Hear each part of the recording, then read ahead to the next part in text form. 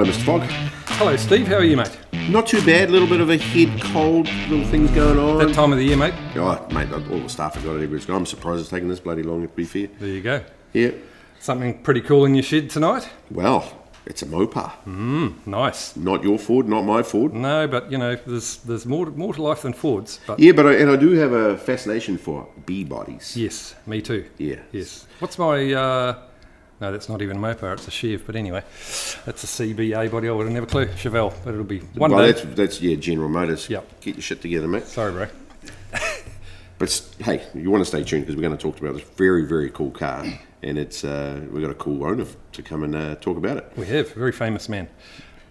Speaking of famous, what happened in America in the weekend? Not much. We could probably wrap that up in all of 3 seconds. Let's go. Scott Dixon, 10th best. Well done, Scotty. SVG, your mate, got a flat tyre. Terrible. McLaughlin, Wallace. yeah, Bubba Wallace threw some dropped nails. some nails.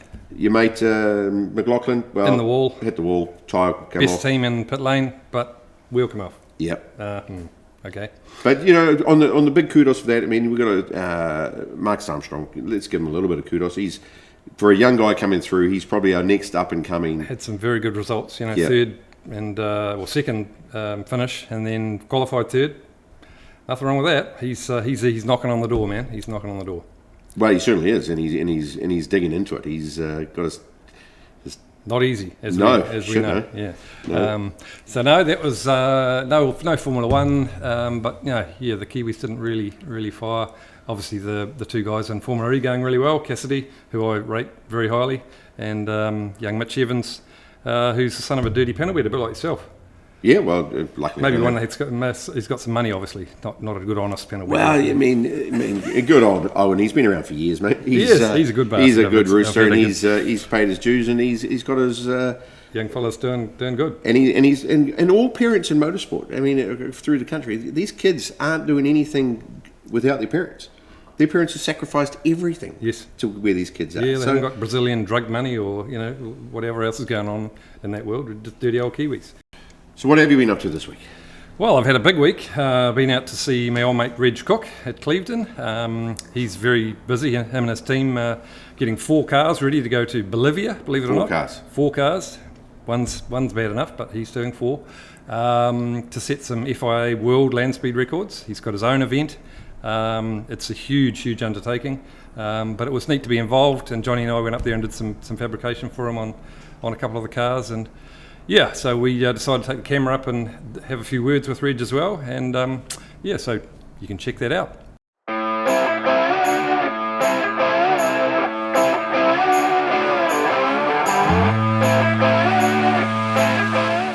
Well, g'day Reg.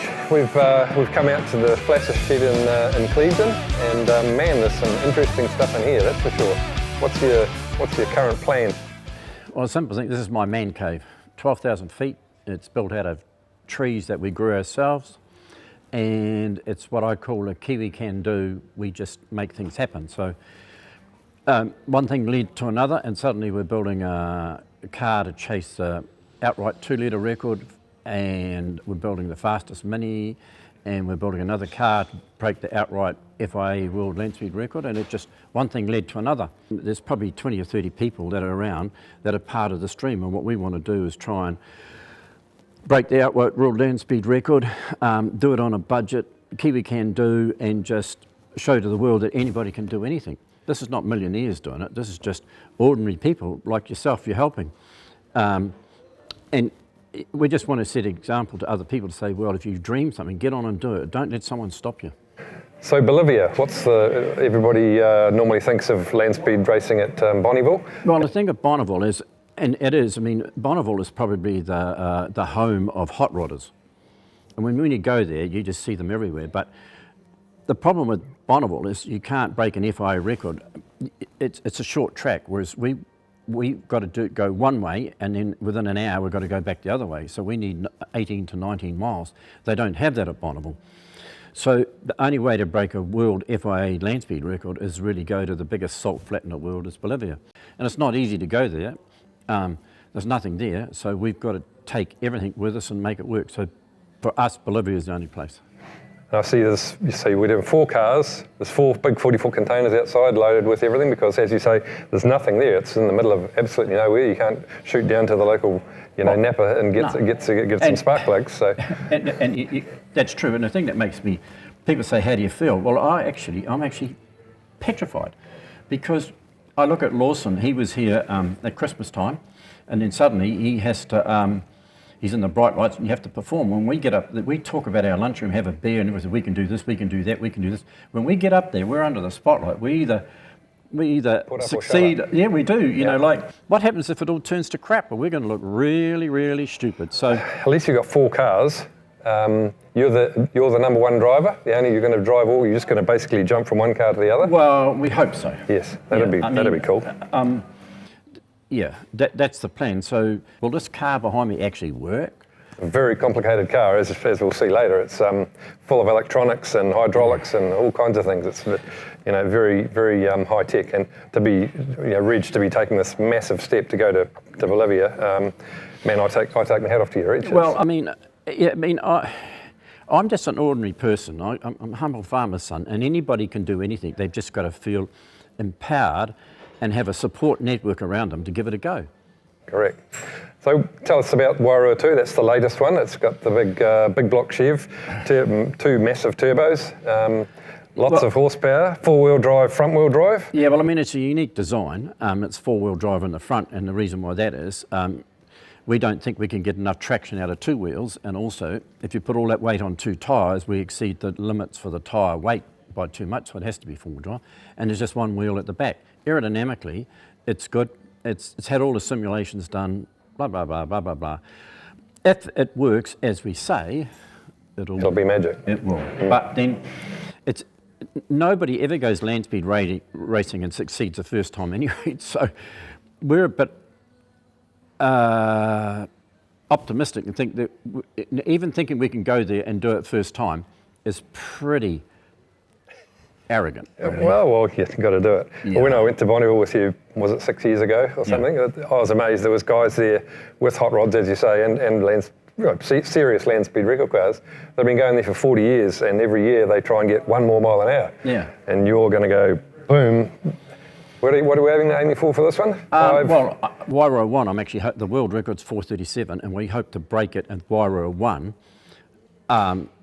with a 2-litre Nissan engine that we built. That'll have 1,100 brake horsepower. Wairua 2 here, we wanted to set the fastest piston engine of all time and go for 550, but the fastest piston engine is actually a plane at 536. So we aim for 550. We don't think we can now because when we tested our tyres last year, which is supposed to go to 600 mile, one blew up and another one's like, so we don't actually, I'm not sure we've got the tyres now to do the job, the tyres that we're going to use, so we've had to use an older tyre from the past, some in 20 years of age. And so I think the maximum we can go is probably 500 at a pinch, if the car will do it and if I'm still in one piece to do it. Exactly. And tell us about the Mini.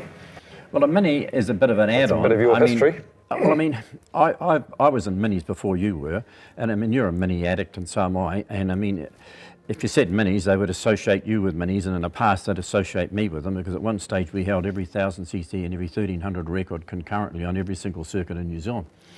So I like the story of the Mini and Esigonis because, so I thought, well, why don't we pay homage to that? And so we've taken the oldest Mini shell that we could find with the smallest Mini engine, and we're going to do it, we're hoping to become the fastest Mini of all time with that. And interesting enough, in our 998 we had 427 brake horsepower the other day, turbocharged. So pretty amazing out of a 1000cc Mini by turbo. And there's a lot of followers in the world of Mini, and we just wanted to give them something to cheer about, and we wanted to be Kiwis that did it. And then there's Cookie, in this end, that's part of you now. You've done all sorts of things with that car. Yeah, well, the interesting thing with that I even drove it at Bonneville, did 167 mile an hour or something. Cookie's done 220 mile an hour, which is faster than you can go down the back straight of Conrad. So, and it's only a 2 litre. So, you sit there with, hey, I'm doing all this speed, and I'm thinking, our 2 litre car, dick you. So, and it's on pump gas as well. So, the thing is, we were sitting in the lunchroom, I don't know, 10 or 15 years ago, we'd won the 2-wheel drive championship, and I was with Peter Murray, my team manager. And we were trying to work, what do we do next? Because we've done everything, been there, done. And he said, well, what's on the bucket list? And I said, well, we haven't been to Bonneville. And he said, well, let's go to Bonneville. So we just went to Bonneville for the heck of it. Now here we are, taking on probably one of the biggest ever Kiwi can-do challenges that New Zealand has ever done. Only challenge I can see that an individual has done similar to this, that was really outrageous, was Sir Edmund Hillary when he went to South Pole. We've got to build our cars, ship our cars, deal with the FIA, build the event. And then go to a clean sheet, middle of the desert, or the dry middle lake. of nowhere, there's nobody there, ensure it. We've got to do every single thing. And that's why there's so many other people involved. Like we dragged you in for a couple of days and you think you're going to charge us. Well, you're never going to get paid, so don't worry about that. He said he wouldn't do any more freebies. He just has. I've done an interview for nothing. You won't get your bill paid. So they've got it on camera. But other people, we dragged in Brian Lawrence, who's the CEO for the event, and all sorts of people. And you've had some of my helpers helping as well. Hemi at Mount Shop supplied the Coney shocks, and Moselle have squirted some orange paint on it for you. And we're all a big team. And that's the good thing about Kiwis is they all generally try and help each other, don't they? Yeah, well, you're exactly going to. Like I said, your bill won't get paid. So, and Johnny's here as well. Well, I'm going broke at 1,000,000 miles an hour. Yeah, well, I don't care about you. That's your problem. So the thing, I did the Mini for other reasons because I know that your fabricator Johnny, he's into Minis, and I thought, well, I got John Provo, and there's Johnny, and there's different people that really have a passion for those cars. So I feel that the car that will give them something to cheer about. Correct.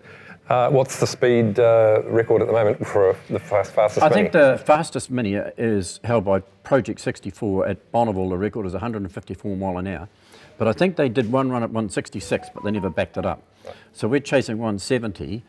And I think we could possibly head for 180, but the problem is I'm not sure it'll be stable. Yes. And I want to come back. You can imagine a Mini at 180 mile an hour. It's not the most aerodynamic thing in the world. No, it's interesting. Our aerodynamic expert, Joanne, from the US Air Force, he's the senior lecturer of aerodynamics for the US Air Force. He's on board. And he's done an aerodynamic simulation for it. He's been here, we'll put a lot of dots on it, and he's done a simulation. And the power graph comes along and a certain speed and then it goes up.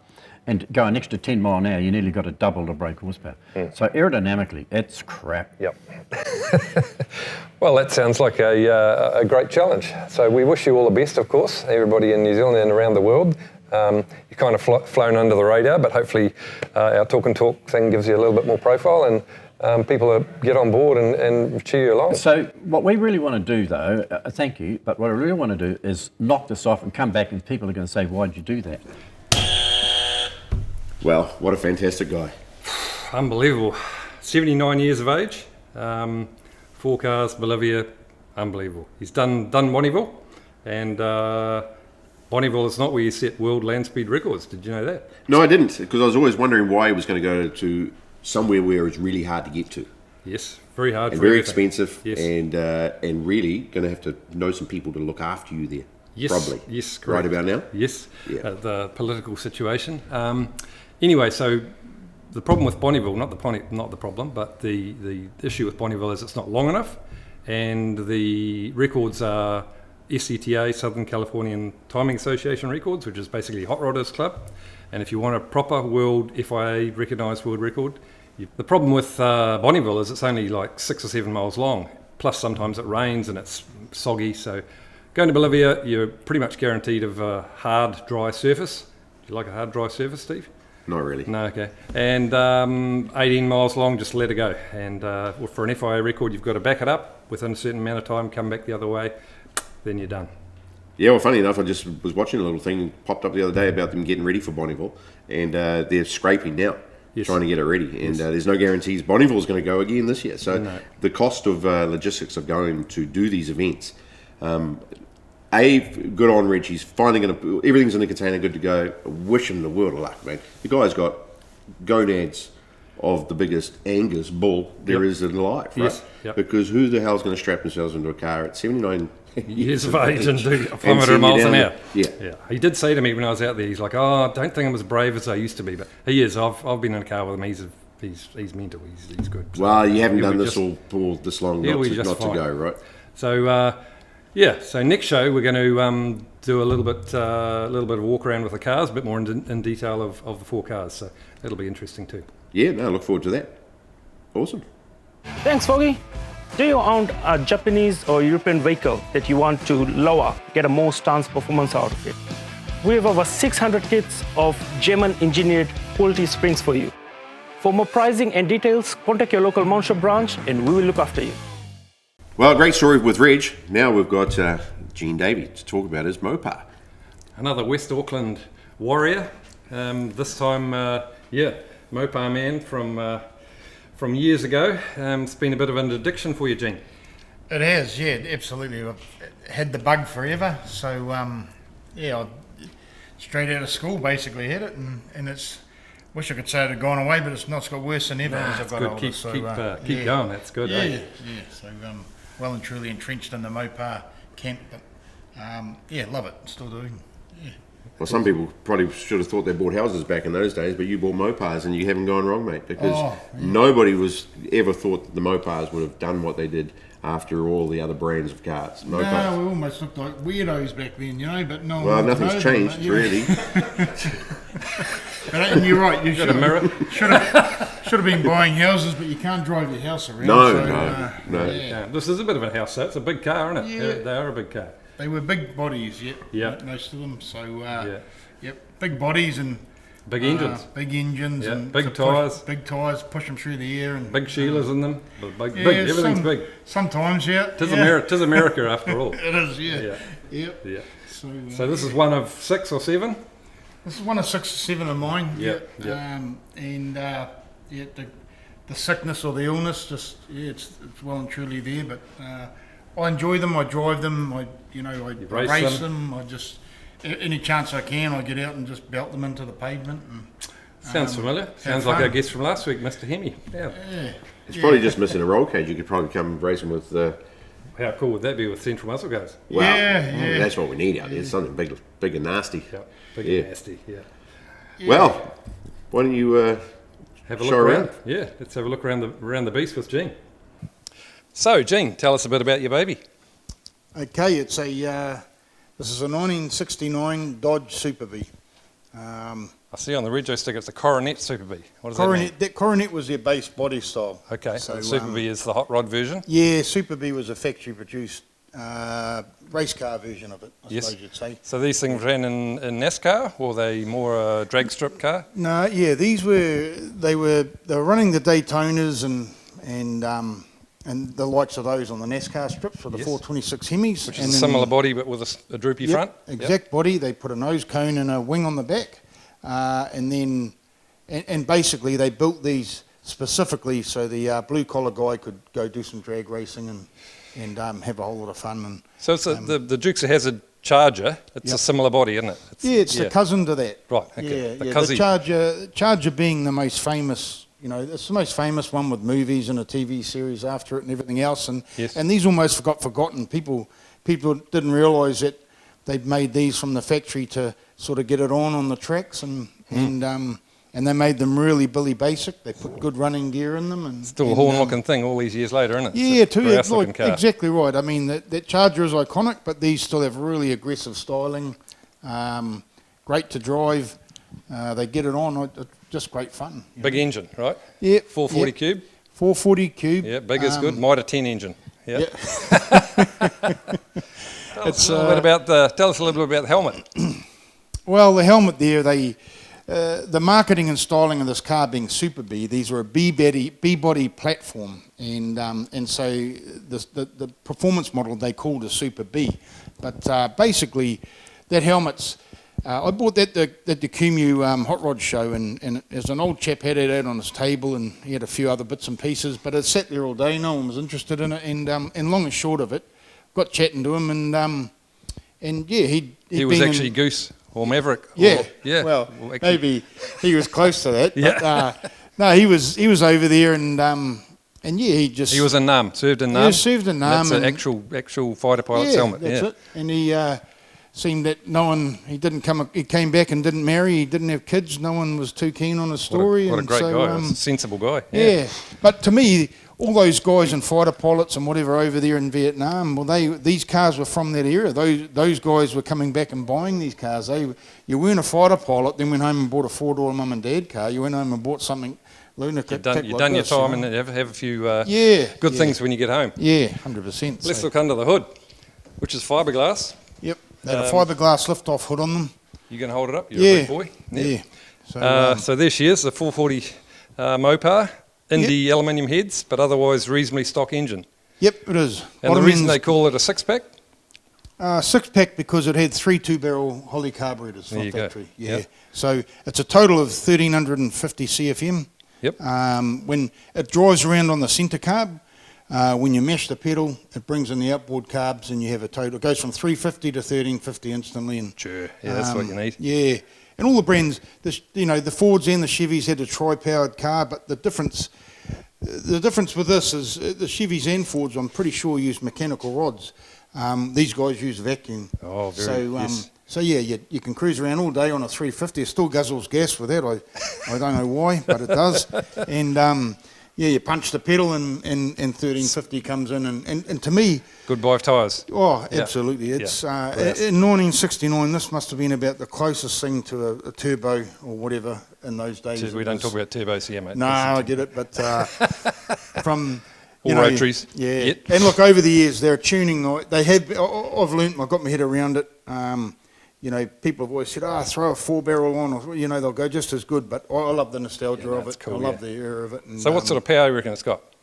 Well, they were factory 400 is what they marketed them as. Yes. And those heads are worth a bit simply because of the efficiency of them. Yes. And I've got headers on it, but other than being pretty stock, I don't know. I got a feeling around 450, something like that. Yep. Enough. Yeah. How good. Yeah. So, and factory 4-speed car?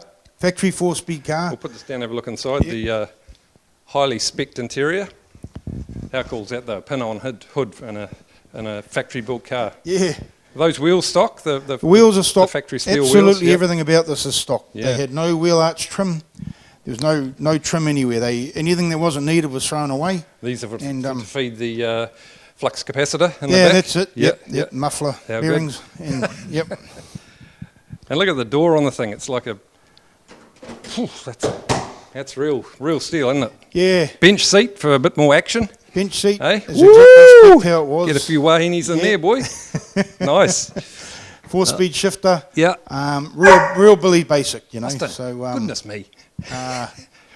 It's very cool, isn't it? And it's a factory colour? Factory colour. What's it called? Yeah. As a red car. Reg Cook orange. Yep. No. Black interior. They came out with a standard black wheel. They didn't have they had no beauty trims on them. They had no hubcaps on them. Yeah. Yeah. Anything that wasn't necessary was left off them. How cool. So, all right. Well, thank you, Gene. That's thanks for bringing your car in. It's it's unusual for us to have things other than Fords, but we do appreciate any kind of muscle car really. And this is one of the coolest, most iconic Mopars for sure. Yeah. Oh, well, thanks for having us. Yeah. Yeah. And, no worries. Good to throw something different in the mix, I suppose. Austin, what do you reckon about this car? Would you like to have a ride? Everybody that doesn't know Austin, here he is. Austin, sit. Good boy. Poor. Oh, so nice. Well, what a cool guy Gene is. Hey, good on him. For a Mopar guy. Wow. Oh, come on now. That ain't even bullshit. That's horse shit. Have There you you have not it. seen this shed?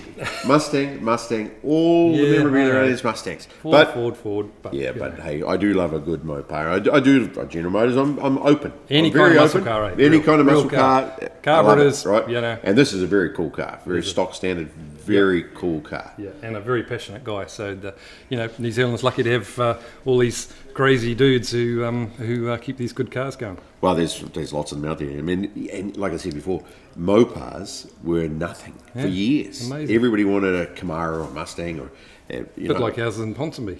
Yeah, that's right. Now they want to come and live out rural and live the lifestyle. That's right. What do we got here? Well, we've got our prize draw. So we've got a nice little oil can.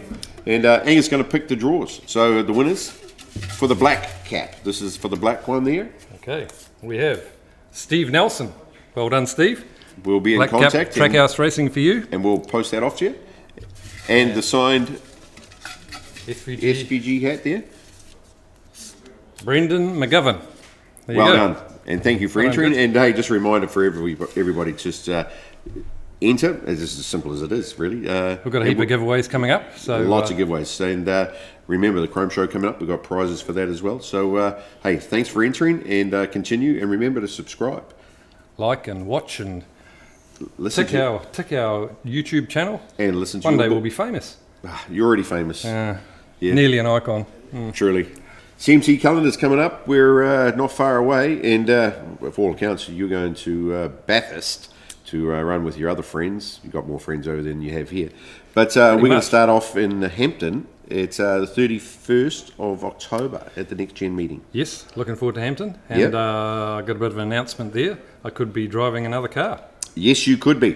Yes. because my car will be in a container heading for Australia. Yes, I watch this space, to be fair. Won't be a Mopar, I can tell you that. Dwayne Hingley ain't going to give you his car. Oh, you never know. Right, you could Do do. a deal. Yeah. Box of piss. Yeah. Yeah. Not too many people want to lend you their cars. No. No. A very wise man in Australia once told, I asked him if I could lease his car, and he says, "You know what, Foggy, you'd be the right man." But he says, "I find leasing my car is like leasing my wife. It usually comes back fucked." Mate, this is Mr. Astronomer, mate. You can fucking do everything. Yeah, there you go. And then we're going to go south. We're going to go to Timaru, and we're going to be down there. My favourite circuit. Yeah, I love The big that truck place meeting, too. Thunder Down Under. Yep. Just got a great vibe, hasn't it? Great Well, vibe. and the people love it, right? So, hey, we're going to put a show down there, and that's the first weekend of February.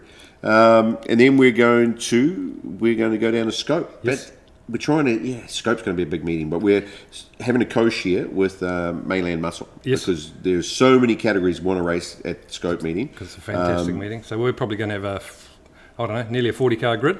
I'd say It's going so. to be pretty damn cool. And really just put on a show, right? That's Yes. what we're about. Yeah, but a north versus south, That's what we want, hey? great stuff. We Yeah. call it State of Origin. State of origin. Yeah, but they don't want some of our drivers back. They said you can keep them up north. Oh, well, I've been down and done my. Yeah, but they're not talking about you, so we won't talk about that's that. unusual. And then we're coming back up to Manfield, Yes. yeah, for another Next Gen meeting, and that is the 27th of February. Okay. Yeah. So a couple in February there. Yeah. Yeah. And then, Then we're not TBA. TBA is our Friends from Australia, friends from Australia coming over to race their big cars, and hopefully we get to Tupor and Ruapuna, the supercars rounds. So supercar rounds. we'd love to be there supporting them. But Absolutely. there's a bit of usual stuff with big meetings, a bit of political stuff and a bit of wangling. But I think we're probably standing in pretty good stead. Well, if anybody can, I think CMC can. Yep. We've supported them from the start, so and we put on a good show. We're guaranteed to put on a good show. Yep. So Looking forward to it. looking forward to it. So and if you do go to Bathurst, that's going to be awesome. Hopefully everybody comes over and follows you from there. So then moving on, we've got a little tech tip. Some people want to know some questions, and then somebody sent me a guard, and I said I've got the right person to ask a question, and they want to know how when somebody's rubbing you on the track and you come back into the pits Because real that's usually fast. what happens. People rub me. I don't rub them. No, so you've got but to get this. it takes get two the to facts tango. right. It takes Yes, two to does. tango. Yep. It's two on a dance floor, buddy. Now, if you come back into the pits, when you've come back in the pits and you don't really want to be in that guy. that guy. That guy. No. Well, CMC have they have a points deduction if you have a Not little bit of if rubbing. not if I'm in charge. You want to be able to get rid of the evidence. But anyway, so you arrive back in the pits real fast. Yep. What's the quickest way to get rid of this bullshit, this tyre rubbing here? Well, black car helps. Yep. Yep. But this is a red car. Yes, true. And with some white trim. Bad. White's bad. So you've come in, you've got no marks on this car, so now it's all his fault, is it? Yeah, well, there's always two sides to the story. That's right. So Have gas. that's the key. Great stuff. In the tank, on the guard. Just spray and walk away. It's pretty much spray and walk away. It's the only stuff that moves it. Yeah. You can rub, you can sand all you like, do whatever you want, but avgas, there's our tip for you. Seems to If dissolve you want to clean shit up before the people come knocking on your door with a little bit of paper, clean off with avgas and say, "It wasn't me." Wasn't me. There you go. Well, that's another great show, Steve. Thanks for putting up with me. Well, mate, somebody's got to because there's not too many people will. No, but that's right. you can always count on a friend. Oh yeah. Now.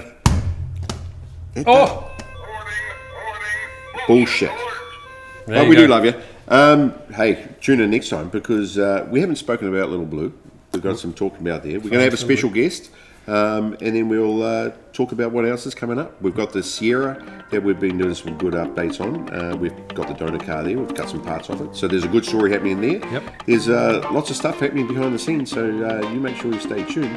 And don't forget to subscribe, because we'll let you in on all the secrets and all the tips how he can get away with not getting caught.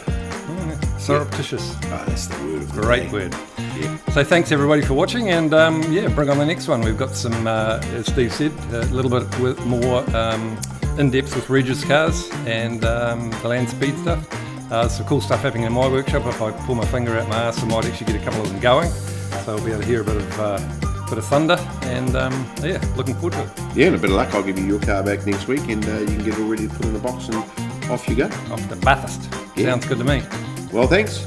Tēnā koe. Ah.